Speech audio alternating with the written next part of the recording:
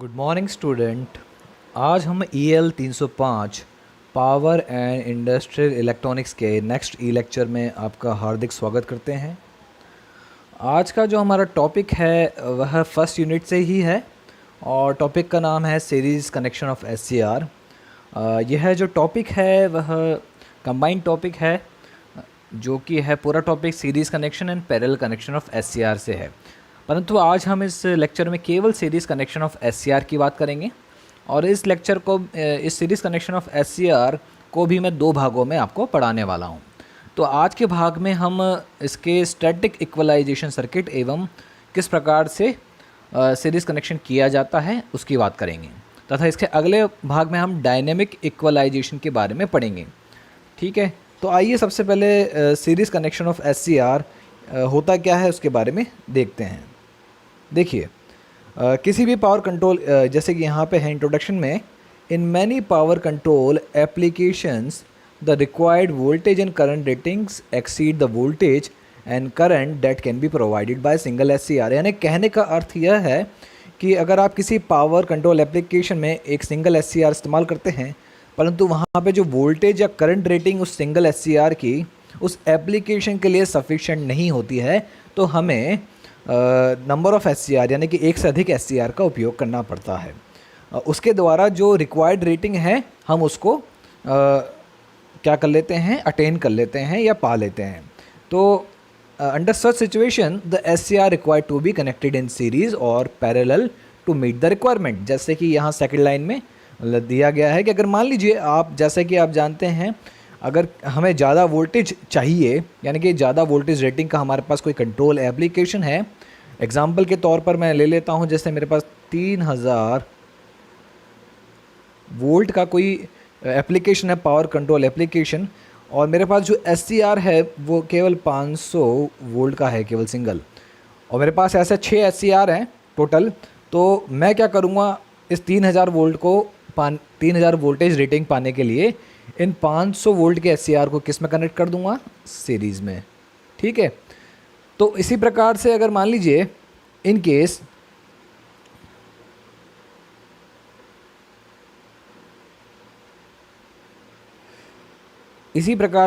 अगर मेरे पास 3000 एम्पेयर की कोई पावर कंट्रोल एप्लीकेशन है और मुझे जो मेरे पास है वह मात्र 50 मान लीजिए मेरे पास 500 एम्पेयर का एक कंट्रोल एप्लीकेशन है, पावर कंट्रोल एप्लीकेशन, जिसकी रेटिंग 500 एम्पेयर है, जिसकी अधिकतम रेटिंग क्या है, 500 एम्पेयर, और जो मेरे पास SCR है वह मात्र 100 एम्पेयर रेटिंग का है। तो मुझे इस रेटिंग को पाने के लिए SCR को किस रूप में कनेक्ट करना पड़ेगा। हम जानते हैं कि करंट पैरेलल शाखाओं में जुड़कर हमें एक कंबाइंड करंट प्राप्त होता है।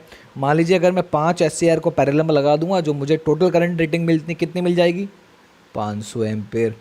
तो इस प्रकार से SCR को भी सीरीज़ और पैरेलल में कनेक्ट करके रिक्वायर्ड वोल्टेज एवं रिक्वायर्ड करंट रेटिंग की जो पावर कंट्रोल एप्लीकेशन है उनमें इस्तेमाल किया जा सकता है। अब देखिए, sometime even if the required rating is available, multiple connections are employed for reason of economy and easy availability of SCR of lower ratings। देखिए, मान लीजिए अपने पास 3000 वोल्ट और 1000 एम्पेयर रेटिंग का मेरे पास रिक्वायर्ड मतलब SCR अवेलेबल है, मार्केट में अवेलेबल है, परंतु मेरे पास जो 500 एवं 100 एम्पेयर 500 वोल्ट एवं 100 एम्पेयर रेटिंग का एक SCR है जो उस अवेलेबल SCR से काफ़ी सस्ता है। तो और अगर मैं 6 SCR ऐसे ले भी आता हूँ तो क्या होगा, वो सिंगल SCR, अगर मैं उस सिंगल SCR की जो कीमत है और इन 6 SCR की कीमत है, फिर भी वो इससे क्या निकलेगी, कम निकलेगी। यानी कि मैं इकोनॉमिकल क्या रहेगा कि मैं सिंगल SCR इस्तेमाल कर लूँ। और इसमें होता है कि अगर मान लीजिए इसमें से मेरा कोई SCR ख़राब भी हो जाता है तो केवल मुझे वही SCR चेंज करना पड़ेगा। मान लीजिए ये SCR ख़राब हो जाएगा तो मुझे ये काफ़ी ज़्यादा महंगा पड़ सकता है। तो इस वजह से हम SCR को सीरीज़ एवं पैरेलल में कनेक्ट करते हैं। और आइए देख लेते हैं, सबसे पहले बात करते हैं सीरीज़ SCR की बात करेंगे हम। उससे पहले मैं कुछ पैरामीटर्स के बारे में बात करना चाहूँगा। देखिए, आप किसी भी इलेक्ट्रिकल डिवाइस को लेते हैं, ठीक है, तो जैसे एस की बात करें तो एस किसी भी डिवाइस को ले लीजिए आप, तो अगर आप दो डिवाइसेस लेते हैं, अगर वो आइडेंटिकल हों फिर भी उनमें कुछ डिफरेंस आ जाता है। जैसे अगर मान लीजिए आप दो बीजेटी लेते हैं आप, और आपको शॉपकीपर कहता है कि ये आपके पास दो बीजेटी है और ये दोनों आइडेंटिकल है, परंतु आप जब उसे मल्टीमीटर द्वारा चेक करते हैं, उसकी विभिन्न पैरामीटर्स को चेक करते हैं, तो आपको स्लाइट डिफरेंस मिलता है। तो उसी प्रकार से एस में भी स्लाइट डिफरेंस आ सकता है। और ये डिफरेंस किस किस वजह से आ सकता है? देखिए, ये डिफरेंस टर्न ऑन टाइम की वजह से आ सकता है, टर्न ऑफ टाइम की वजह से आ सकता है। टर्न ऑन टाइम क्या होता है? मैंने इससे पहले रेटिंग वाले जो वीडियो लेक्चर्स में आपको बताया था, वह समय जो एस ऑन होने में लगाता है। उसी प्रकार से टर्न ऑफ टाइम, एस को ऑफ होने में जो समय लगता है उसे टर्न ऑफ टाइम कहते हैं। लीकेज करंट, जब फॉरवर्ड ब्लॉकिंग मोड में एस रहता है तो उसके अंतर्गत लीकेज करंट प्रवाहित होता है, और इसी प्रकार से रिवर्स दिशा में भी लीकेज करंट प्रवाहित होता है। और एक रिकवरी वोल्टेज होता है जो उसके अंतर्गत जो मौजूद चार्ज कैरियर है ऑन से ऑफ में वापस से अपने अपने क्षेत्र में पहुंचाने के लिए जो वोल्टेज लगाया जाता है उसे रिकवरी वोल्टेज कहते हैं। तो इन पैरामीटर्स पे एससीआर डिफरेंट हो सकते हैं, यानी कि आपको आइडेंटिकल एससीआर मिलेंगे 500 वोल्ट के, परंतु वो है ये कुछ पैरामीटर्स है जिन पर एससीआर डिफरेंट हो सकते हैं, और ये डायनेमिक पैरामीटर्स कहलाते हैं। तो एससीआर को जब सीरीज़ में कनेक्ट करेंगे आप, अभी हम केवल सीरीज़ कनेक्शन की बात कर रहे हैं, और उसी प्रकार से पैरेलल में भी आपको बताऊंगा। तो सीरीज़ कनेक्शन में क्या होगा कि आपको इन पैरामीटर्स को देखते हुए इन्हें कनेक्ट करना है। कुछ ऐसे कंपोनेंट लगाने हैं, वो रेजिस्टेंस के फॉर्म में हो सकते हैं, यानी कि रेजिस्टेंस के फॉर्म में हो सकते हैं और कैपेसिटेंस के फॉर्म में हो सकते हैं, जो इन एससीआर को सीरीज़ में कनेक्ट करने में, इक्वलाइज सर्किट बनाने में सहायता करेंगे। ठीक है, तो आइए सबसे पहले बात कर लेते हैं सीरीज़ कनेक्शन ऑफ एससीआर की। अब सीरीज कनेक्शन ऑफ एससीआर का मैं क्या होता है? देखिए, when the required voltage rating exceeds the SCR voltage rating, a number of SCR required to be connected in series to share the forward and reverse voltage. अर्थ है कि जब भी किसी पर्टिकुलर एप्लीकेशन में जो रिक्वायर्ड वोल्टेज रेटिंग है वह किसी सिंगल एससीआर की वोल्टेज रेटिंग से अधिक होती है, तो एक से अधिक संख्या के एससीआर्स को सीरीज़ में कनेक्ट किया जाता है, जिससे वह फॉरवर्ड एवं रिवर्स वोल्टेज रेटिंग को वहन कर सके। उदाहरण के तौर पर देखिए, यहाँ पे एक पूर्ण सर्किट दर्शाया गया है, यानी कि ये पूर्ण सर्किट है। ये यहाँ तक पहुँचा कैसे, उसके बारे में आपको बाद में बताऊंगा आगे की स्लाइड्स में। पर आप देख सकते हैं यहाँ पे सीरीज़ में दो SCR1 SCR2 कनेक्टेड है। साथ ही साथ यहाँ पर रेजिस्टेंस R2 और एक R2 दोनों में सेम रेजिस्टेंस कनेक्टेड है। और नीचे आप देख सकते हैं यहाँ पे एक डायोड है R1 C1 और यहाँ पे भी सेम सर्किट है। तो इस प्रकार से SCR को सीरीज़ में कनेक्ट किया जाता है। माफ़ कीजिएगा, एक स्लाइड्स में थोड़ा इंटरप्शन आने के लिए। देखिए, ये जो ऊपरी सर्किट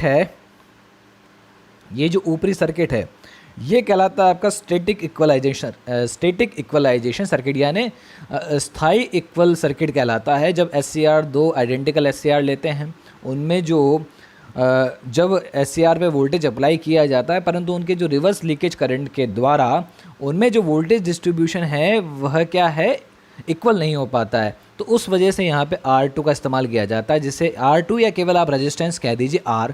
यहाँ पे R2 इसलिए लिखा कि नीचे हमने R1 को भी दर्शाया। तो यहाँ पे ऊपरी तौर पर एक रेजिस्टेंस लगाया जाता है हर एक SCR के पैरेलल में, जो प्रत्येक SCR जो कि सीरीज़ में कनेक्टेड है उनके मध्य वोल्टेज को क्या करेगा, इक्वली यानी कि सामान्य रूप से विभाजित करेगा। तो इसे कहते हैं हम स्टैटिक इक्वलाइजेशन सर्किट।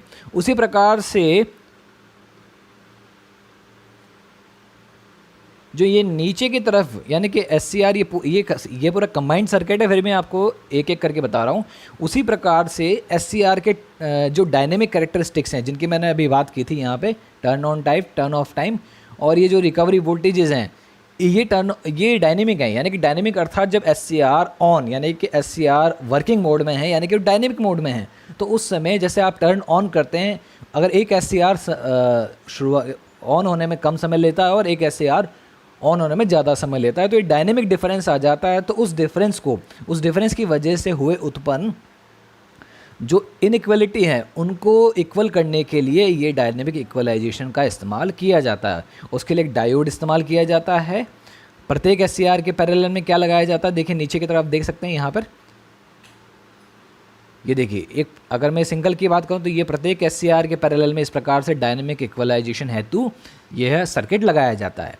तो इनको हम कैसे लगाते हैं, किस बेसिस पे लगाते हैं, सबसे पहले इस पूरे लेक्चर में केवल मैं स्टैटिक इक्वलाइजेशन की ही बात करूंगा, और जो डायनेमिक इक्वलाइजेशन है वो है इसी लेक्चर के सेकंड पार्ट में मैं आपको बताऊंगा। तो आइए देखते हैं स्टैटिक इक्वलाइजेशन के बारे में। तो सीरीज ऑपरेशन की बात करते हैं। सबसे पहले सीरीज ऑपरेशन होता क्या है, हमने सीरीज कनेक्शन देख लिया। अब सीरीज ऑपरेशन के लिए स्टैटिक इक्वलाइजेशन करना है। तो देखिए, मान लीजिए आपके पास दो SCR हैं, ठीक है, जैसे SCR1 और ये SCR2। आपके पास ये SCR1 है और ये SCR2 है, ठीक है। अब SCR हैविंग सेम रेटिंग, ठीक है, मान लीजिए उनके पास सेम रेटिंग है। मान लिया हमने, आपको शॉपकीपर ने दिया कि आपको दो SCR देता हूँ मैं, और आपकी जो रेटिंग है दोनों की सेम है, फिर भी SCR के IV कैरेक्टरिस्टिक में कुछ डिफरेंस आएगा। इस वजह से क्या होगा, उसमें जो वोल्टेज जो अप्लाई करेंगे आप, जब उसको आप एप्लीकेशन में इस्तेमाल करेंगे तो उनके मध्य जो वोल्टेज विभाजित होगा वो क्या होगा, अनइक्वली, यानी कि असामान्य रूप से, यानी कि बराबरी में नहीं विभाजित होगा, जिससे जो आपका प्रॉपर सर्किट वर्किंग है वो अच्छी नहीं होगी। अब इसका कारण क्या है, देखिए, मान लीजिए आपको जैसे कि यहाँ पे इस कैरेक्टरिस्टिक में दिख रहा है, यहाँ पे देखिए इसका जो वोल्टेज ब्रेक और वोल्टेज क्या है, ये जो SCR2 है उसका क्या है, थोड़ा अधिक है और इसका कम है। और इस हिसाब से क्या हुआ, जो वोल्टेज है ये V2 और V1 ये अनइक्वली डिवाइड हो गए। जहाँ पर ये वोल्टेज दोनों बराबर होना चाहिए थे, वहाँ पे V1 का मान ज़्यादा हो चुका है और V2 का मान कम हो चुका है। इस वजह से इसकी एफिशिएंसी कम हो जाती है। अब एफिशिएंसी होती क्या है, देखिए, जब भी आप किसी SCR को, जब भी किसी आप एक से अधिक SCR को स्ट्रिंग में जोड़ते हैं, स्ट्रिंग अर्थात जैसे एक SCR है, ठीक है, ये एक और SCR है,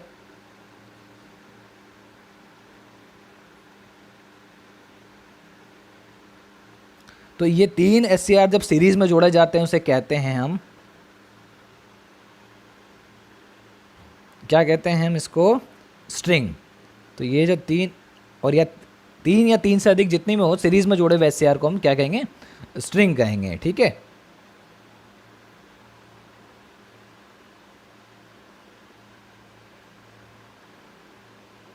तो ये जो स्ट्रिंग है, अगर अनइक्वल वोल्टेज जो है आपके प्रत्येक SCR, यानी कि आपके SCR में जब इक्वल वोल्टेज विभाजित नहीं होता है, इस स्ट्रिंग की जो एफिशिएंसी होती है नीटा, वह कम होती है, ठीक है। तो इसके कारण हम क्या है, प्रॉपरली SCR का उपयोग यानी कि उपभोग नहीं कर पाते हैं। उदाहरण के तौर पे देखिए, जब मैंने कहा कि V1 और V2 में जो डिफरेंस है वो ज़्यादा है, और ये कैरेक्टरिस्टिक, अब देखिए लीकेज करंट इसी चीज़ को निर्धारित करता है। लीकेज करंट क्या होता है, देखिए लीकेज करंट क्या दर्शाएगा आपको, leakage for same leakage current, मान लीजिए लीकेज करंट से फॉर सेम लीकेज करंट, यानी कि दोनों SCR का लीकेज करंट समान है और unequal voltage distribution takes place, यानी कुछ एक इनइक्वलिटी के कारण इनके कैरेक्टरिस्टिक में जो डिफरेंस होने के कारण SCR1 और SCR2 में वोल्टेज डिफरेंस हुआ, और V2 जो है SCR2 का वोल्टेज है और V1 SCR1 का वोल्टेज है। तो V1 का मान क्या हो जाएगा, ज़्यादा हो जाएगा, तो इससे SCR2 क्या फुली यूटिलाइज नहीं हुआ, क्योंकि उसमें जो वोल्टेज है वो कम हुआ है डेवलप, इस वजह से वह पूरी तरह से यूटिलाइज नहीं हो पाया है। तो स्ट्रिंग की एफिशिएंसी क्या हो जाएगी, देखिए स्ट्रिंग की एफिशिएंसी, मान लीजिए यहाँ V1 लेते हैं हम, क्या बोलते हैं, ये दोनों 5-5 किलो वोल्ट के थे, पर स्ट्रिंग जो था वो इस हिसाब से इसको 8 किलो वोल्ट, मान लीजिए ये दोनों क्या होना चाहिए था, टोटल 10 वोल्ट होना चाहिए था, क्योंकि V1 प्लस V2 का जो वोल्टेज, टोटल वोल्टेज जब आया अनइक्वली डिवाइड होने के कारण, मान लीजिए इसमें क्या बोलते हैं 5 वोल्ट आ गया V1 में और V2 में आ गया आपका 3 वोल्ट, अनइक्वल डिस्ट्रीब्यूशन होने की वजह से, परंतु टोटल कितना होना चाहिए था, 10 किलो वोल्ट। तो इस वजह से क्या हुआ, आपका टोटल वोल्टेज तो आ गया 8 किलो वोल्ट, यहाँ आया 10 किलो वोल्ट, तो आपकी एफिशिएंसी कितनी हुई, टोटल 80% हुई, तो इस वजह से आपकी एफिशिएंसी कम हो गई। तो इस चीज़ को क्या बोलते हैं, एलिमिनेट करने के लिए ना, हटाने के लिए स्टैटिक इक्वलाइजेशन का इस्तेमाल किया जाता है, या SCR को सीरीज़ में कनेक्ट करते हुए स्टैटिक इक्वलाइजेशन का उपयोग किया जाता है। और वो क्या होगा, देखिए यहाँ देखिए स्ट्रिंग एफिशिएंसी क्या कहलाती है, पहली बात बता देता हूँ। स्ट्रिंग एफिशिएंसी का जो है फॉर्मूला क्या होता है स्ट्रिंग एफिशिएंसी का, पहले तो आप क्या करेंगे, जो एक्चुअल वोल्टेज है, स्ट्रिंग एफिशिएंसी कहलाती है एक्चुअल वोल्टेज ऑफ स्ट्रिंग, ठीक है। एक्चुअल वोल्टेज क्या है आपका स्ट्रिंग का, जो V1 प्लस V2 आ गया, यानी कि 8 किलो वोल्ट उदाहरण के तौर पर, बटे में टोटल वोल्टेज ऑफ स्ट्रिंग।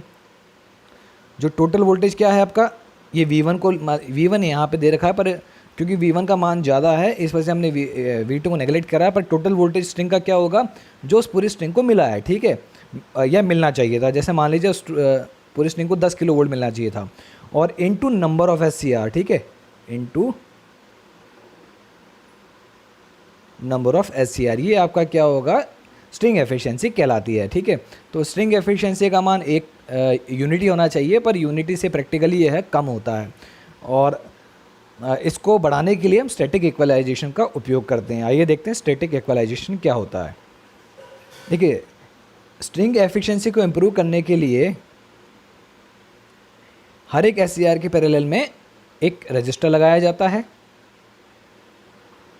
और इस रजिस्टर की वैल्यू इस प्रकार से निर्धारित की जाती है जिससे प्रत्येक SCR एवं जो पैरेलल रजिस्टर उसके मध्य क्या हो, इक्वल वोल्टेज डिस्ट्रीब्यूट हो, जिससे क्या हो, इक्वल वोल्टेज डिस्ट्रीब्यूशन होगा ईच SCR के मध्य, और स्ट्रिंग की एफिशिएंसी क्या होगी, बढ़ेगी। पर आप जानते हैं कि प्रैक्टिकली जो डिफरेंट रेटिंग ऑफ अगर हम रजिस्टर लगा देंगे तो हम इस सीरीज़ को प्रॉपर्ली इस्तेमाल नहीं कर पाएंगे। तो क्या करते हैं, इस प्रकार से एक रेजिस्टेंस का चयन किया जाता है जिसका मान हर एक SCR के जो पैरेलल में लगाया जाएगा उसका मान हर एक SCR के लिए समान हो। तो उसे क्या कहते हैं हम, स्टैटिक रेजिस्टेंस या स्टैटिक इक्विलिब्रियम रेजिस्टेंस कहते हैं। वो क्या होगा, ये होगा, देखिए आप देख सकते हैं इस फिगर में, यहाँ पर ये जो रेजिस्टेंस है R2, यह कहलाएगा स्टैटिक इक्विलिब्रियम रेजिस्टेंस, जो सीरीज़ कनेक्शन ऑफ SCR में प्रत्येक SCR के पैरेलल में लगाया जाता है, जिससे प्रत्येक SCR पर जो वोल्टेज है वो इक्वल मात्रा में विभाजित हो। तो यह रेजिस्टेंस क्या कहलाता है, स्टैटिक इक्विलिब्रियम रेजिस्टेंस, ठीक है। अब उसके लिए हमें क्या करना है, मान लीजिए हम n नंबर ऑफ SCR लेते हैं। मैं उदाहरण के तौर पे इस डायग्राम से समझिए। देखिए, मान लीजिए आपके पास यहाँ पे ये n SCRs हैं, यानी कि अब यहाँ पे हमने क्या उसको n दिया है, यहाँ पे 4 की जगह हमने यहाँ पे और कनेक्टेड है बाद में, तो हमने उसे डॉट डॉट करके निरंतरता से दर्शाया। मान लीजिए n नंबर ऑफ SCR जो कि 4 कनेक्टेड हैं, आपको दिख रहे हैं यहाँ पे। तो n नंबर ऑफ हमने SCR लिए स्ट्रिंग के लिए, और इसमें एक VBM है, voltage blocked by SCR having minimum leakage current. अब मान लीजिए डिफरेंस कैसे आया, मान लीजिए मैं एक SCR का जो लीकेज करंट है उसका, जिसका सबसे मिनिमम लीकेज करंट है, उसका वोल्टेज को हमने नाम दे दिया VBM, ठीक है। और बाकी जो SCR है उनका लीकेज करंट क्या होगा वो आगे निकालते हैं हम, ठीक है। और डेल्टा IB क्या है, difference between maximum and minimum leakage current flowing through SCR। मान लीजिए हमने SCR को 2 श्रेणी में बांट दिया।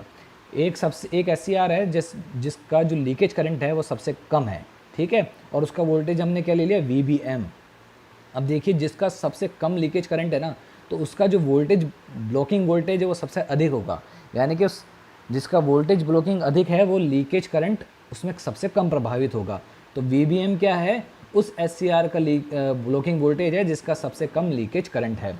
और यहाँ पे डेल्टा IB हमने क्या लिया है, difference between maximum and minimum leakage current flowing through SCR। अब हमने इस चित्र के द्वारा SCR को 2 गुटों में बांट दिया। पहला एक SCR जिसका सबसे कम क्या है, लीकेज करंट, जो कि हमने IBMN नाम दिया है। MN मतलब मिनिमम, यानी कि SCR1 है जिसका सबसे कम लीकेज करंट है। और इस SCR में क्या करंट प्रवाहित हो रहा है, I। टोटल करंट क्या प्रवाहित हो रहा है, देखिए I, यानी कि सीरीज़ में जो करंट है वो सेम प्रवाहित होता है। तो लीकेज करंट इसमें क्या प्रवाहित होगा, देखिए IB करंट I क्या प्रवाहित होगा, अब बताइए, अगर आपको लगता है तो बता सकते हैं। देखिए क्या प्रवाहित होगा, हमारा जो टोटल करंट क्या है, I, ठीक है।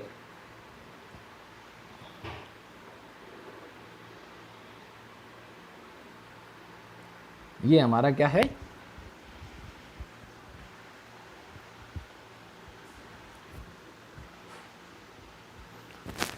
इस वाले जो SCR में है, जो हमारा जो सबसे मिनिमम लीकेज करंट है जो कि IBMN, इसमें जो करंट प्रवाहित हो रहा है I, ठीक है। तो आप देखिए यहाँ रजिस्टर R है, इसमें क्या डिफरेंस है, इसको हमने मान लिया कि यहाँ पे जो लीकेज करंट है वो सब में समान है विद सेम लीकेज करंट, जिसको हमने IBMX नाम दे दिया, ठीक है। यानी कि इसमें डिफरेंस है, बाकी इसमें क्या है, IBMX मान के चलते हैं, ठीक है। तो अब देख सकते हैं रेजिस्टेंस जो इसके साथ जुड़े हुए रेजिस्टेंस है, ये सारे एस सी आर में करंट आई फ्लो आ रहा है, टोटल करंट जो आई फ्लो हो रहा है, तो आई यहाँ पे दो भागों में विभाजित हो जाएगा। यहाँ देख सकते हैं आप, इस परिपथ में यहाँ पे दो भागों में विभाजित हो रहा है, एक यहाँ पे और एक यहाँ पे, ठीक है। तो आई जो करंट है इस फर्स्ट एस में दो भागों में विभाजित हो रहा है। एक जो करंट है लीकेज करंट, वो हो गया IBMN, और एक जो रेजिस्टेंस है उसमें I1 के नाम से। तो I1 का मान कितना हो जाएगा, I1 का मान कितना होगा, I1 का मान हो जाएगा टोटल करंट माइनस उसके द्वारा प्रवाहित लीकेज करंट, जो कि क्या है IBMN, और यहाँ पे IBMN क्या है, SCR1 का लीकेज करंट। उसी प्रकार से आप देखिए जब ये करंट आगे चलेगा I, तो अब भी दो भागों में विभाजित हो रहा है, एक यहाँ पर और एक ये। तो SCR लीकेज करंट की हम बात करें तो यहाँ पे भी SCR में क्या, इस वाले SCR में क्या लीकेज करंट आएगा, या इसमें भी क्या आएगा, या इसमें भी क्या आएगा, क्या आएगा इसमें बताइए। इसमें आएगा आपके पास IBMX नाम दिया हमने उसको,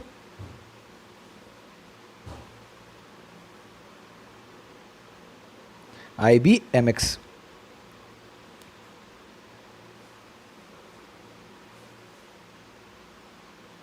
ठीक है।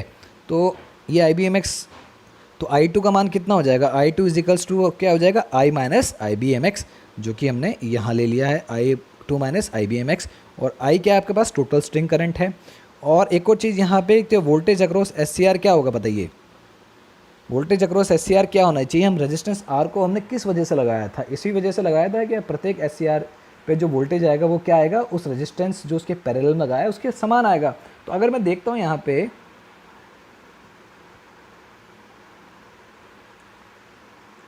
इस रेजिस्टेंस में कितना वोल्टेज आएगा, इसमें प्रवाहित करंट एवं जो है क्या बोलते हैं और रेजिस्टेंस का मान, तो वो किसके बराबर आएगा, VBM, और VBM का मान कितना निकलता है I1 इंटू आर, जो कि यहाँ पे दे रखा है। तो वोल्टेज अक्रॉस SCR1 क्या आ जाएगा, I1 इंटू आर, ठीक है। और SCR1 का क्या है, लोअर लीकेज करंट है, इस वजह से उसने वोल्टेज VBM ब्लॉक किया है।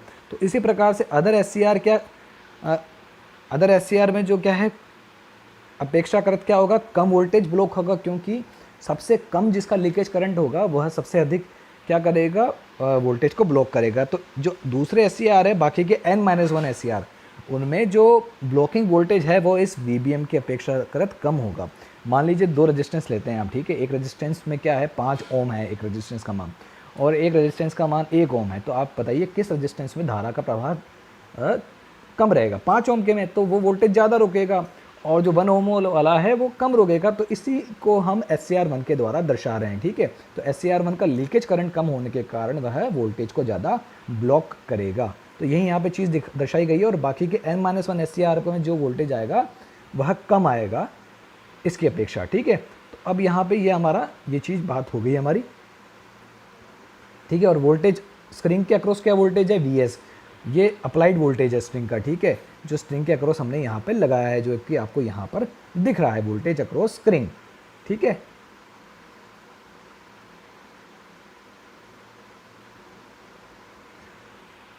और ये जो डेल्टा IB क्या है, difference between maximum and minimum leakage current. Delta IB को आप ऐसा समझ सकते हैं, डेल्टा IB बराबर क्या आएगा, मैक्सिमम यानी कि IBMX माइनस IBMM, ठीक है। ये आपको देखिए यहाँ दिख सकता है, देखिए ये हम आगे आपको बताएंगे कि यह है, क्योंकि आपके पास मिनिमम लीकेज करंट कितना है IBMN और मैक्सिमम लीकेज करंट कितना है IBMX, तो इन दोनों का डिफरेंस क्या होगा, ये डेल्टा IB होगा। अब आइए इसकी बात कर लेते हैं। जैसे मैंने आपको बताया यहाँ पे हमने 4 SCR लगा रखे हैं, ठीक है। 4 से अधिक अगर सीरीज़ को मैं आगे आगे ऐसे एक्सटेंड करता हूँ, ठीक है, तो इस प्रकार से यहाँ पे एक SCR में लीकेज करंट कम है, इस वजह से उसमें वोल्टेज अधिक ब्लॉक हुआ, बाकी के N SCR में वोल्टेज कम ब्लॉक हुआ। तो आइए रेजिस्टेंस R जो हमें लगाना है, इसमें R इसका मान कैसे निकाला जाएगा, ठीक है। तो देखिए हमने देखे I1 का मान निकाल लिया, I1 का मान कितना आया, I माइनस IBMN, और I2 का मान कितना आया, I माइनस IBMX, और यहाँ पे I जो हमारा टोटल करंट है, और वोल्टेज अक्रॉस SCR1 कितना है, VBM equal to I1 into R। अब देखिए तो बाकी के जो वोल्टेज, बाकी के जो SCR है उनके अक्रॉस कितना वोल्टेज आएगा, N-1 इंटू I2R। ये कैसा आया देखिए, हमने इनको n माइनस ले लिया, ठीक है, n माइनस है यानी कि एक SCR की बात करता हूँ मैं, केवल इसकी बात कर लें, केवल इसकी बात कर लेते हैं मैं, ठीक है। तो इसका जो वोल्टेज कितना आएगा I2 इंटू आर, और देखिए इनमें सब में वोल्टेज यही आने वाला है। तो कितने SCR हैं ऐसे टोटल, n-1 है, तो बाकी के SCR में जो वोल्टेज कितना आएगा n-1 इंटू I2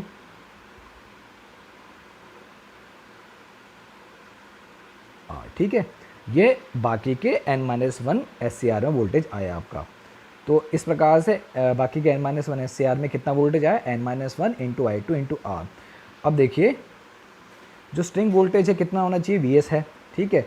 इस Vs होने के कारण इसमें जो स्ट्रिंग वोल्टेज का Vs है, तो हम जानते हैं टोटल वोल्टेज कितना होना चाहिए, स्ट्रिंग वोल्टेज अगर लें आप, इसमें केवल लगा के देखें आप इस सर्किट में,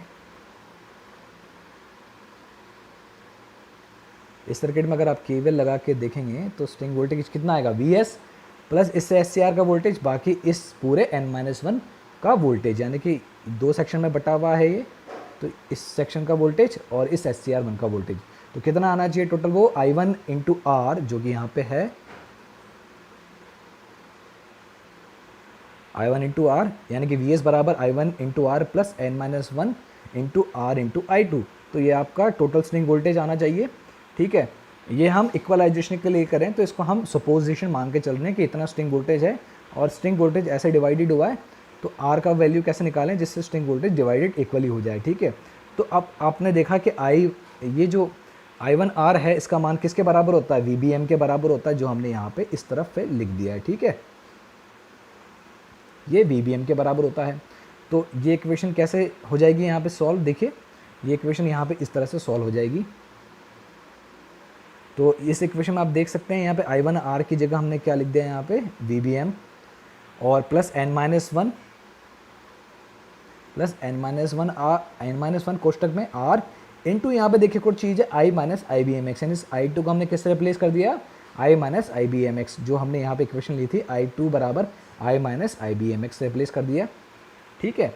और फिर इसको वापस रिप्लेस करते हैं, यहाँ पे देखिए नीचे की तरफ आते हैं VBM और इसको हम एक्सपेंड करते हैं, ठीक है। तो VBM as it is n-1 और ये जो एक्सप्रेशन है I माइनस IBMX, इसको हमने एक्सपेंड करा तो यहाँ पे हमारे क्या पाया है I1 माइनस कोष्टक में IBMX माइनस IBMN। ये कैसा है, देखिए हमने क्या करा, इस I की जगह हमने क्या रख दिया, यहाँ देखिएगा इस I की जगह हमने यहाँ पे देखिए, इस I की जगह हमने यहाँ पे इस इक्वेशन में रिप्लेस करा है, कैसे करा है, इसको ऐसे रिप्लेस कर दिया I1 प्लस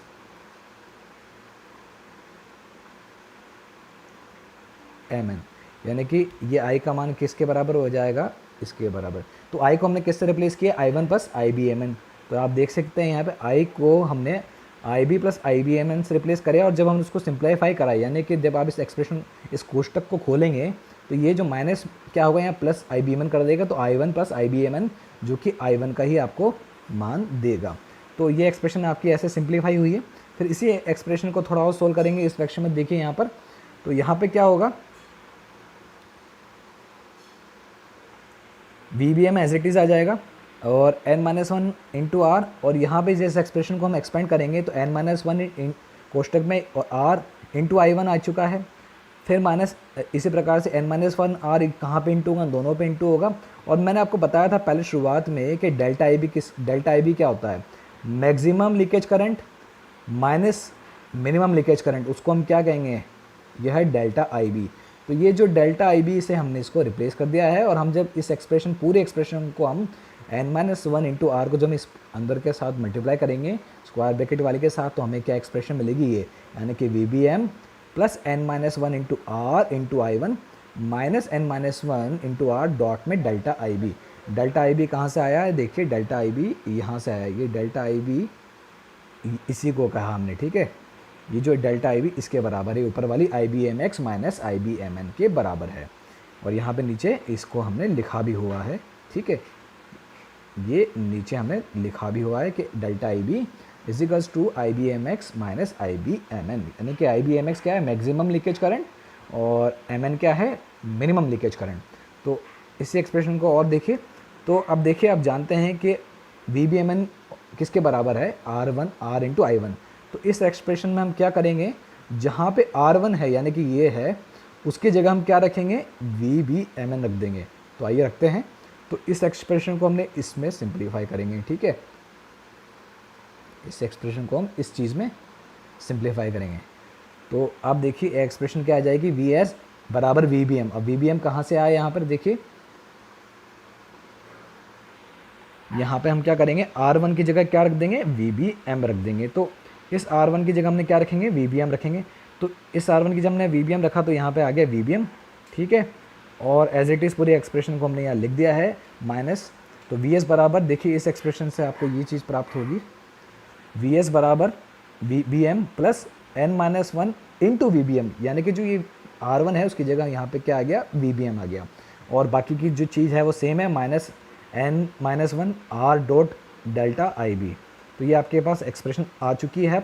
अब देखिए इस वाली टर्म को अगर आप एक्सपेंड करेंगे तो आपको क्या मिलेगा, ये नीचे वाली एक्सप्रेशन आपको यहाँ पे मिलेगी, ठीक है। क्या मिलेगा, वी एस बराबर N into V B M. N into V B M कैसा आया, देखा आप जब इसको खोलेंगे तो यहाँ पे वी बी एम और वी बी एम कैंसिल हो जाएंगे, V B M minus V B M cancel हो जाएगा, और क्या बचेगा आपके पास, एन वी बी एम बचेगा। और बाकी की जो चीज़ वो एज इट इज़ सेम आ जाएगी, यानी कि इस एक्सप्रेशन से ही हम नीचे पहुँचे यहाँ पर। जब इस एक्सप्रेशन को सॉल्व करेंगे आप आर के लिए, तो आपको आर का मान क्या दिखाई देगा, यहाँ पर ये दिखाएगा। तो आर इक्वल्स टू क्या आएगा, N into V B M minus V S upon N minus one delta I B. तो ये आपका रेजिस्टेंस आर का मान होगा, जो आप series connection of S C R जब करेंगे तब प्रत्येक एस सी आर के पैरेलल में लगाएंगे, जिससे प्रत्येक एस सी आर पर इक्वल वोल्टेज आरोपित होगा स्ट्रिंग का। तो ये था हमारा series connection of S C R में केवल स्टैटिक इक्वलाइजेशन के लिए लेक्चर। नेक्स्ट ई लेक्चर में मैं डायनेमिक इक्वलाइजेशन की बात करूंगा, और उस लेक्चर में मैं आपके लिए इस प्रथम लेक्चर की ई लिंक भी प्रोवाइड कर दूंगा। धन्यवाद।